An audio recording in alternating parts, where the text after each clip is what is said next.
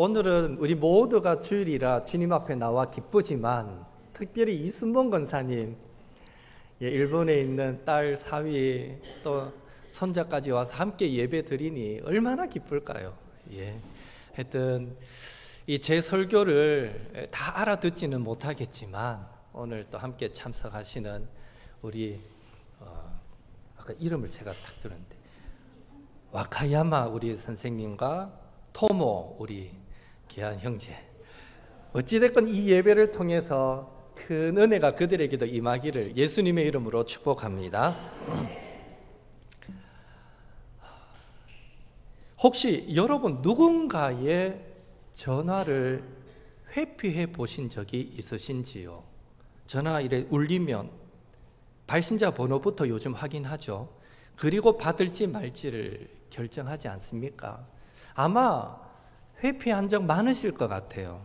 두 가지 경우의 전화를 회피합니다. 첫째는 070으로 시작되는 번호가 왔을 때 이거 어디서부터 온 건지도 알 수 없고 스팸인 줄 알고, 그리고 뭐 061, 053, 042 막 이렇게 지역 번호가 찍힌 번호가 왔을 때 분명히 이거는 보험이나 대출이나 부동산이다, 셋 중 하나다 싶어서 전화를 회피하게 될 것입니다. 그렇죠? 제 말에 공감 못 하시는 분들은 뭔가 다른 세계를 살고 있다고 보시면 됩니다. 분명 그럴 거예요. 둘째는 우리가 아는 사람의 전화인데도 때로는 그 전화를 받지 않을 때가 있습니다. 어떤 때일까요? 뭔가 좀 곤란할 때나, 그리고 불편하거나 방해받고 싶지 않거나 좀 귀찮거나 뭐 다양한 이유로 우리는 의도적으로 전화를 받지 않고 또 부재중 전화가 있어도 전화하지 않는 경우도 있는 것입니다. 생각해 보면 우리와 하나님과의 그 관계에 있어서도 이와 비슷한 모습은 있는 것 같습니다. 사람들은 크게 두 가지의 경우에 하나님의 그 전화를, 하나님의 부르심을 회피하게 됩니다. 첫째, 불신자의 경우에 하나님의 부르심을 깨닫지도 못하고 무관심하기에 사랑과 자비로 찾아오신 그 부르시는 하나님의 음성에 그 무딘 심령이 반응하지 못하는 것입니다. 둘째, 성도의 경우에도, 신자의 경우에도 하나님은 성도가 참된 그리스도인으로 살아가기를 바라셔서 설교를 통해, 성경을 통해, 여러 가지 방편들을 통해서 지속적으로 우리를 부르시고 그에 합당한 올바른 믿음의 반응을 요구하시는데, 기대하시는데, 때로는 우리를 귀찮게 만든다고 생각해서, 때로는 우리를 불편하게 만든다고 생각해서, 때로는 지금 이대로가 너무너무 편하고 좋아서 그 하나님의 부르심을 의도적으로 회피할 때가 있다는 것입니다. 그러나 우리가 잊지 말아야 할 사실은 지인의 전화는 때로는 우리를 귀찮게 만들 수도 있고 우리를 불편하게 만들 수도 있지만 전능하신 하나님, 실수가 없으신 그 하나님의 전화, 하나님의 부르심은 저와 여러분에게 유익을 주고 복을 끼칠지언정 손해보게 하고 후회하도록 만드시지는 않는다는 것입니다. 그런 의미에서 성도가 어떤 이유로도 하나님의 말씀을 받고 순종함에 있어서 귀찮게 여기거나 마치 이전에 즐기던 어떤 즐거움을 빼앗기는 것 같은, 손해보는 것 같은 이런 불편함을 느낀다는 것은 하나님의 사랑과 은혜의 풍성함을 누려보지 못한 자들의 오해일 뿐이다라고 우리는 말할 수 있는 것입니다.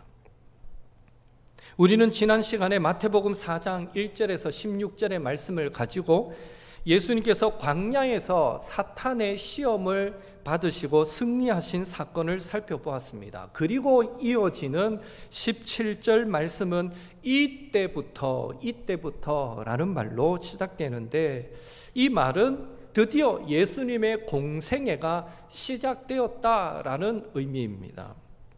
오늘 본문은 예수님께서 본격적인 3년의 공생애를 시작하시면서 가장 먼저 제자를 부르시는 장면입니다. 특별히 12명의 제자 가운데 첫 번째 부르심으로 베드로와 안드레 형제, 그리고 세베대의 아들 야고보와 요한 형제, 이렇게 네 사람을 제자로 부르시고 계십니다. 오늘은 예수님께서 이 네 명의 제자를 부르시는 내용을 가지고 우리를 예수님의 제자로 불러주신 목적과 의미가 무엇인지, 우리는 그 부르심 앞에 어떻게 반응하며 살아가야 하는지 함께 은혜 나누는 귀한 시간 되기를 원합니다. 첫째로, 예수님은 제자의 전제 조건으로 회개를 선포하셨습니다. 17절 같이 읽습니다. 이때부터 예수께서 비로소 전파하여 이르시되 회개하라, 천국이 가까이 왔느니라 하시더라. 예수님께서 공생의 사역을 시작하면서 가장 먼저 선포하신 말씀이 회개하라입니다. 회개하라. 회개의 말씀을 가장 먼저 선포하셨다라는 것은요, 앞으로 공생의 3년 동안 예수님의 사역의 그 핵심이 바로 회개시켜, 많은 사람을 회개시켜 천국 백성 만드는 것이다 라는 사실을 강조해 줍니다. 더불어서 이 회개하라 라는 말씀을 주신 직후에 제자들을 부르셨으니, 예수님은 제자의 전제 조건으로 회개를 요구하고 계신다라는 의미로도 우리는 받아들일 수 있습니다. 지난 시간에 언급했듯이 회개의 세례를 전파하는 세례 요한의 이야기를 살펴보면서 우리는 회개가 무엇인가를 잠시 언급했는데요, 회개는 마음을 바꾸어서 삶을 변화시키는 길로 돌아서는 것을 의미합니다. 중요한 것은 여기에 회개하라라는 이 예수님의 말씀이 어떤 제안이나 권면이 아니라 명령이었다는 것입니다. 여러분, 일반적으로 명령을 들은 사람이 취할 수 있는 태도가 무엇일까요? 크게 세 가지 정도 태도를 취할 수 있습니다. 첫째, 네가 뭔데 하면서 명령한 자의 권위를 인정하지 않고 무시하는 것입니다. 둘째, 싫은데 하면서 명령할 만한 권위는 인정하지만 순종하기 싫은 것입니다. 셋째, 예 하면서 명령한 사람의 권위도 인정하고 결단하여 순종하는 것입니다. 따라서 회개하라라는 이 예수님의 명령을 들은 사람들도 세 가지 부류가 나타나는 거죠.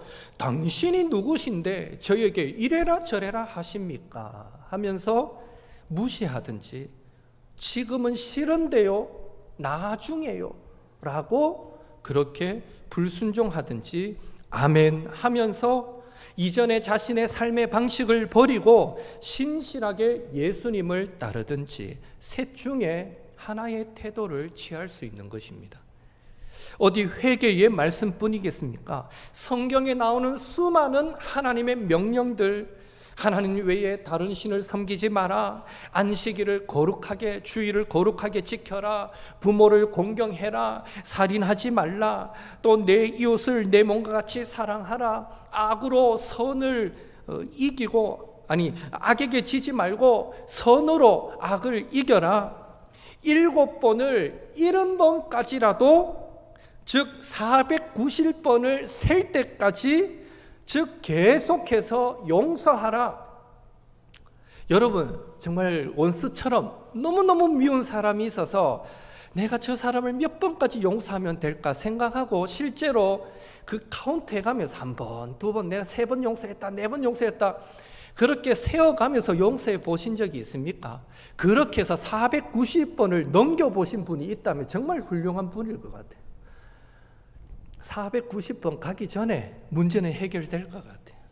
그러니까 7번을 70번씩 용서하라, 이 말은 용서될 때까지 계속 용서하라, 항상 기뻐하라, 쉬지 말고 기도하라, 범사에 감사하라 등등 이 많은 명령 앞에 우리는 무시할 수도 있고요. 하나님, 남의 속도 모르고 내가 저 인간을 왜 용서합니까? 무시하든지 불순종하든지 아니면 적극적으로 그 명령대로 살려고 몸부림치든지 셋 중에 하나의 태도를 취할 수 있는 것입니다. 여러분, 하나님께서 오늘 저와 여러분에게 말씀하시는, 명령하시는 근본적인 이유가 무엇일까요? 우리의 예배를 받고 우리의 헌금을 받고 우리의 헌신을 받아내기 위해서입니까? 물론 우리가 자원하여 하나님께 드리는 예배, 즐겁게 하나님을 섬기는 그 섬김은 기쁘게 받으실 것입니다. 그러나 애초에 하나님께서 우리에게 명령하신 이유는 다른 곳에 있었습니다. 신명기 10장 13절 같이 읽습니다.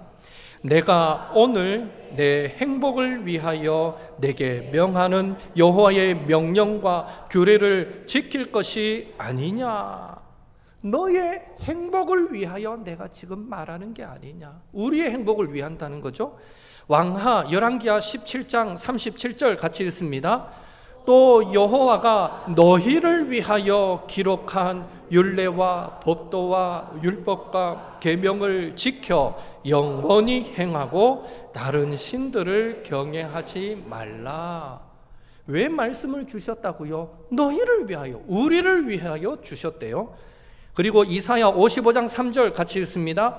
너희는 귀를 기울이고 내게로 나와 들으라. 그리하면 너희의 영혼이 살리라. 내가 너희를 위하여 영원한 언약을 맺으리니 곧 다윗에게 허락한 확실한 은혜이니라. 너희 영혼을 위하여, 너희를 위하여 말씀하신답니다. 하나님은 하나님 자신을 위해서가 아니라 바로 우리를 위해서, 저와 여러분을 위해서 말씀하시고 명령하신 것입니다.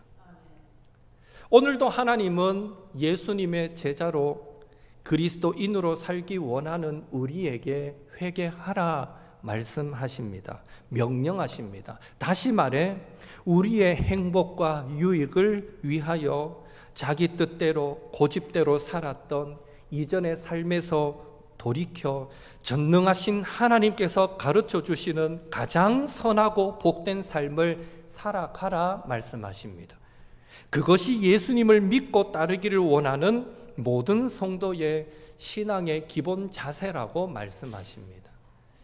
그런 의미에서 저와 여러분도 우리의 행복과 유익을 위하여 날마다 전능하신 하나님 앞에서 우리의 연약함을 인정하고 불완전한 자신의 생각을 쳐서 하나님의 선하시고 온전하신 말씀 앞에 복종시키고 순종하는 회개의 삶으로 예수님께서 걸어가신 믿음의 길을 신실하게 따라가는 제자들이 될 수 있기를 예수님의 이름으로 축원합니다. 회개한다는 것은 어렵게 생각할 이유가 없습니다. 나의 연약함을 인정하고 이전에 내가 이게 더 좋은 거야 라고 생각했던 그 생각을 버리고 하나님이 우리에게 말씀하시는 바가 그 뜻대로 순종하는 것이 나에게 가장 큰 복이 된다는 것을 확신하면서 그 말씀대로 순종하며 사는 것, 그것이 회개의 삶입니다. 날마다 우리는 이런 회개의 삶을 살아가야 되는 것이죠. 둘째로 예수님은 목적을 가지고 제자들을 부르셨습니다. 19절 같이 읽습니다. 말씀하시되 나를 따라오라. 내가 너희를 사람을 낚는 어부가 되게 하리라 하시니.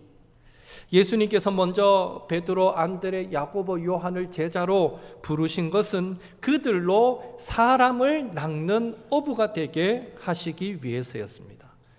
여러분도 아시겠지만 사람을 낚는다, 이 말은 사람을 구원한다라는 의미입니다. 그러니까 예수님께서 우리를, 제자들을 부르신 목적은 사람을 구원하기 위해, 즉 제자들이 자기 욕망과 명예와 영광을 위해서 살지 않고 하나님의 영광을 위해서, 하나님 나라의 그 확장을 위해서, 하나님께서 옳다 여기시는 그 일을 행하기 위해서, 즉 하나님의 일에 동참하도록 하기 위해서 저와 여러분을 제자로 불러주셨습니다. 오늘 우리를 부르신 목적도 동일하죠.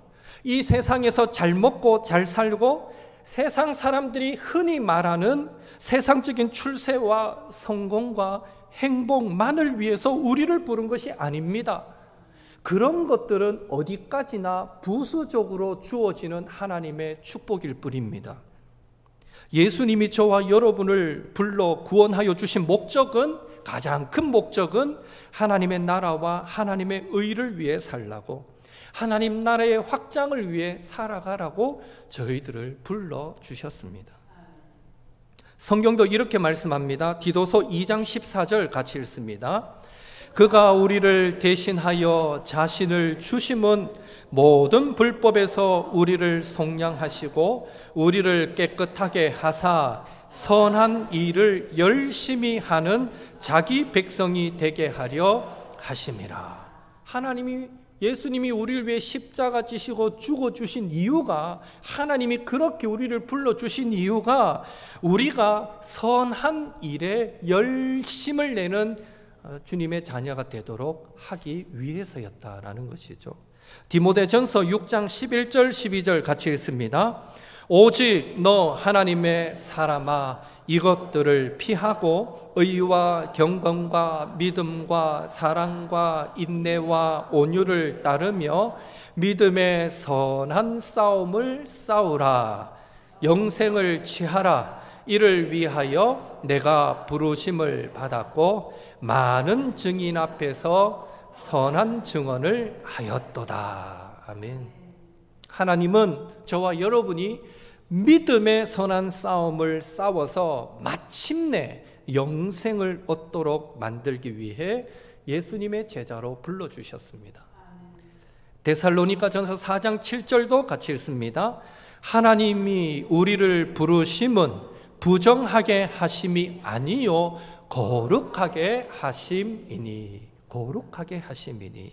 하나님은 우리를 거룩하게 하시기 위해, 세상과 구별된 자로 살아가도록 만드시기 위해 저와 여러분을 제자로 불러주셨다라는 것입니다.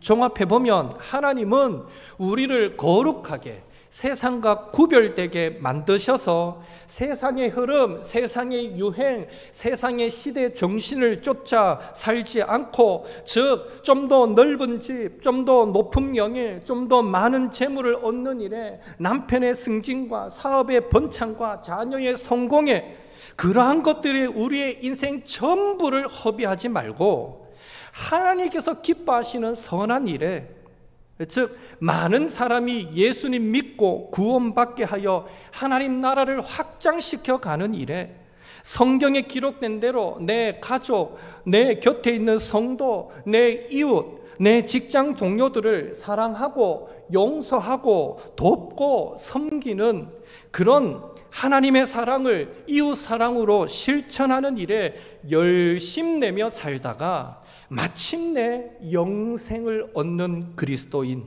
천국을 소유하는 그리스도인이 되게 하시려고 우리를 부르셨다는 것입니다.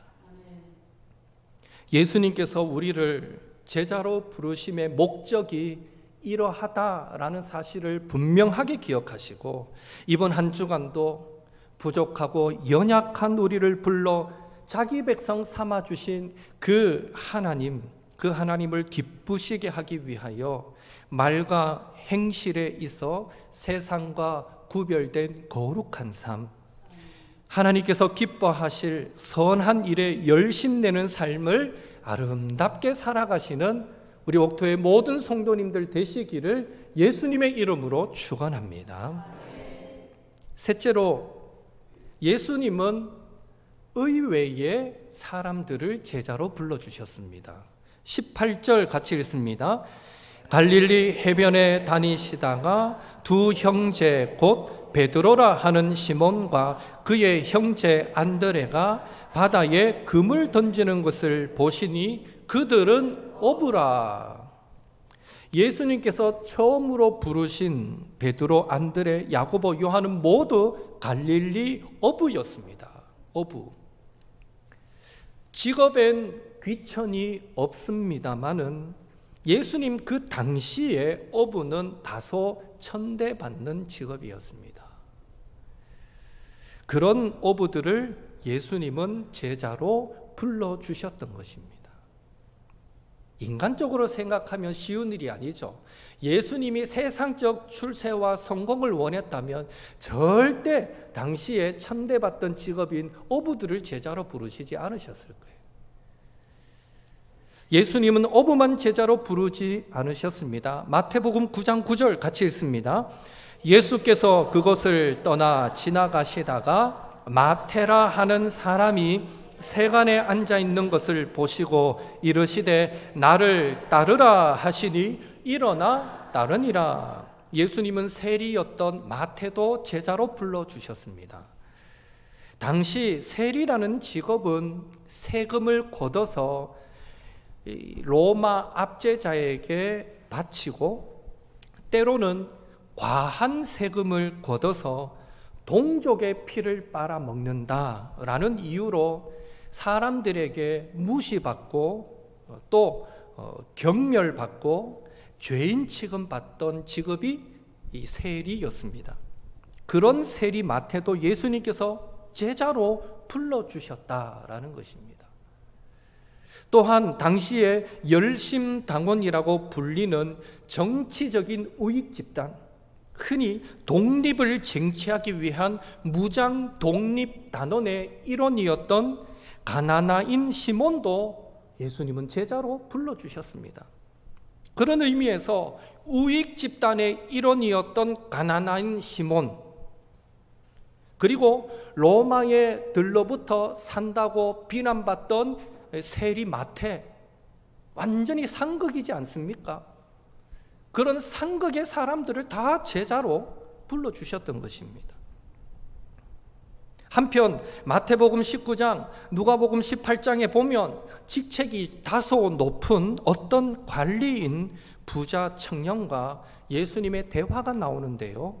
그 대화에서 예수님은 부자 청년에게 너의 재물을 다 팔아 가난한 자들에게 나눠주고 나를 따르라 라고 했을 때 그 부자 관원은 예수님을 따르지 않고 돌아갔다라고 그런 기록도 남아 있습니다. 이상의 내용을 참고할 때에 예수님은 제자를 부르실 때에 다양한 배경을 가진 사람들을 불러주셨다라는 것을 알 수 있습니다.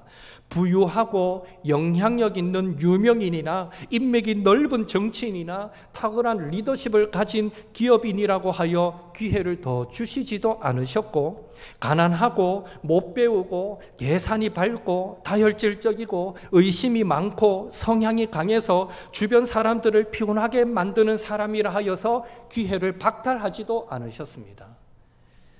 누구라도 예수님을 따르기 원하는 자들에게는 모두 예수님은 기회를 주셨습니다. 우리는 여기서 질문을 던질 수 있습니다. 기회는 균등했지만 그렇다면 누가 예수님의 제자가 되었는가? 예수님께서 제자를 선발하는 기준이 무엇이었는가라는 것이죠. 의외로 이 제자의 선발 기준은 간단했습니다. 예수님의 부르심에, 나를 따르라 하는 이 예수님의 부르심에 모든 것을 내려놓고 즉시 응답하는, 순종하는 믿음뿐이었던 것입니다. 오늘 본문에 보니까 예수님께서 베드로, 안드레, 야고보, 요한에게 내가 너희를 사람 낚는 업으로 만들어 줄 테니까 나를 따르라 하니까 즉시로 배와 그물을 버려두고 예수님을 따랐다라고 되어 있습니다. 세리 마태도 세관에서 업무를 보고 있다가 예수님께서 나를 따르라 하시니까 세리는 요금 먹어도 부자로 살 수 있는, 돈은 많이 버는 그런 직업이었거든요. 그런데도 하나도 미련 없다는 듯이 그 순간 즉시로 자신의 직업을 내려놓고 예수님을 따랐습니다. 나머지 제자들도 성경은 세세하게 어떻게 부르셨는지를 기록하고 있지는 않지만 그들도 예수님께서 나를 따르라 하실 때 즉시로 예수님을 따랐을 것입니다. 반면에 앞서 소개했듯이 한 부자 청년은 예수님의 제자가 될 기회가 있었음에도, 나를 따르라 하셨는데도 재물이 많으므로 자기 소유를 포기하지 못함으로 즉시 예수님을 따르지 못했기 때문에 제자가 될 수 없었습니다. 또한 누가복음 9장 59절에서 62절에 보면 어떤 사람은 나를 따르라 라는 예수님의 부르심 앞에 가족의 정에, 인정에 이끌려서 망설이다가 즉시 순종하지 못하여 제자가 되지 못한 예도 소개해주고 있습니다. 그렇다면 예수님의 부르심에 모든 것을 내려놓고 즉시 순종한다라는 것이 과연 어떤 의미일까요? 분명한 것은 특별한 부르심이 아니고는 오늘 우리가 예수님의 부르심을 따르기 위해 가업을 내려놓거나 소유를 다 팔아서 가난한 자들에게 나눠줄 필요는 없다는 것입니다. 특별한 부르심이 아니고는.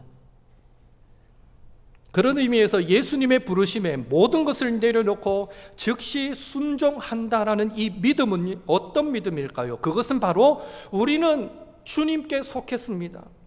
우리는 주님의 것입니다 라고 고백하면서 이기적인 삶을 떠나는 것, 자신의 운명을 스스로 좌우하려고 하는 생각을 포기하는 것, 인생의 결정에 영향을 미치는 이기적인 야망을 내려놓는 것, 우리 안에 욕망 대신에 세상을 향한 하나님의 열망을 채우고 우리 삶을 하나님의 계획으로 채우는 것, 주님의 재림이 임박한 이 마지막 때에 그 어떤 일보다 시급한 것이 하나님 나라의 확장, 영혼 구원임을 믿고 하나님 나라를 위한 삶을 살아가는 것, 그것이 바로 모든 것을 내려놓고 즉시 예수님을 따르는 순종의 모습이다라는 것입니다. 사랑하는 성도 여러분, 베드로, 안드레, 야고보, 요한이 포기했던 배와 그물은 어쩌면 구체적인 생계의 문제일 수도 있고 또 포기하기 어려운 세상의 안일함과 즐거움일 수도 있고 믿음의 결단을 주저하게 만드는 세상에 대한 미련일 수도 있습니다. 중요한 것은 예수님께서 부르셨을 때 그들은 즉시 그 모든 것들을 버리고 예수님을 따랐다는 것입니다. 그들에게는 구원자 예수님을 믿는 믿음이 세상 어떤 것보다 귀하고 소중했던 것입니다. 제자들은 하나님 나라를 위해서 살면 자신에게 있어야 할 것을 너무도 잘 아시는 하나님께서 풍성하게 채워줄 것이다 라는 믿음이 그들에게 있었기 때문입니다. 이미 우리도 나를 따르라 하시는 예수님의 부르심에 응답하여 구원받은 하나님의 자녀, 예수님의 제자가 된 줄로 믿습니다. 우리를 제자로 부르신 예수님은 오늘날 우리의 구체적인 삶의 현장 가운데 하나님의 뜻을 보이시며 그 뜻에 순종하며 살기를 요청하고 계시는데요. 바라기는 저는 예수님을 믿습니다. 입술로 고백하는 것에 그치지 마시고 예수님이 필요로 하실 때 내가 여기 있나이다, 나를 써주소서, 나를 보내소서 고백하면서 제자들처럼 필요하다면 물욕도, 소유욕도, 세상 즐거움도, 안일함도 다 내려놓고 주님께서 기뻐하시는 일에 기꺼이 자신을 들여 순종하는 믿음의 삶을 살아가시는 그런 제자들이 될 수 있기를 예수님의 이름으로 축원합니다. 더불어 그런 제자의 삶을 살아가려고 몸부림칠 때에 하나님께서 직접 저와 여러분의 필요까지 채워주시는 은혜도 풍성하게 누리시게 되기를 예수님의 이름으로 축복합니다. 함께 기도하겠습니다. 우리 나눈 말씀